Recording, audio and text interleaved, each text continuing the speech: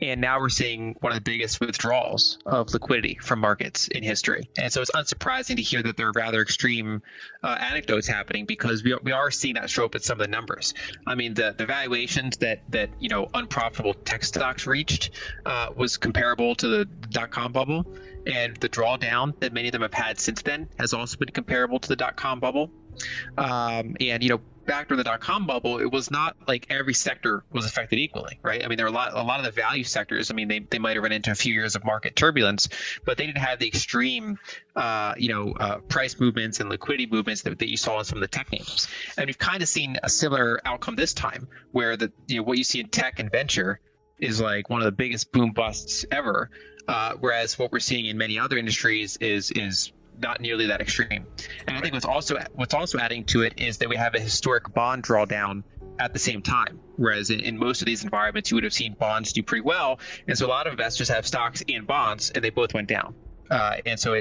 Based on something like a 60-40 portfolio, you actually have a drawdown similar to what you see in 2008, even though stocks, in terms of the broad indices, have not done nearly as poorly, at least as of this time, as what they did in 2008. Are there any facets of this crash occurring now that you could honestly say were completely unexpected and would qualify as a black swan? I mean, you can. So a black swan is pretty much by definition unpredictable, right? And so there are low probability events that occurred. Like, I mean, I think the Russia invasion of Ukraine. I mean, the idea that it would happen right now this year was surprising to many, including myself. Yeah. So there's a number. I mean, the timing of the pandemic, a few years ago, things like that are possible to have in your kind of near-term models. And so there have been a number of shocks to the system, but there are always shocks to the system. Some of what we're seeing in this broad drawdown are not black swan events. And so, for example, if you look at the U.S. Purchasing Managers Index, right, the PMI is basically a measure of economic growth acceleration or deceleration. And that doesn't mean growing or shrinking. It means accelerating or decelerating. And of course, if it decelerates enough, it can outright shrink. And if you look at that long-term cycle, roughly every 3 years, you go through one of these gyrations where it looks like a sine wave with like a 3-year period. And, some of those drawdowns result in recessions, other ones result in soft patches. Whenever you have a declining PMI environment, which we've had over the past, 6 to 12 months, you tend to get a lot of these impacts in the system. And then we complicate it by the fact that we had the biggest inflation spike in decades. And so the Fed is tightening into that slowdown. And so a lot of things that are inherently unstable get tested and broken. And what we're seeing in crypto, I mean, it's always hard to say what specifically is going to happen. But for example, the biggest news event there is the complete unwinding of the Terra Luna ecosystem.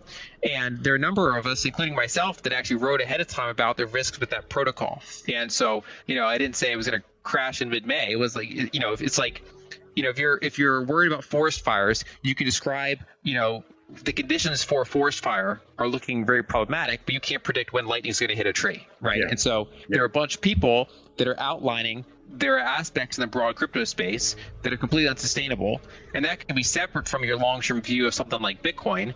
But basically around Bitcoin, there's all these other projects, and many of them are, basically they seem like black swans when they happen, but they were artificial to begin with.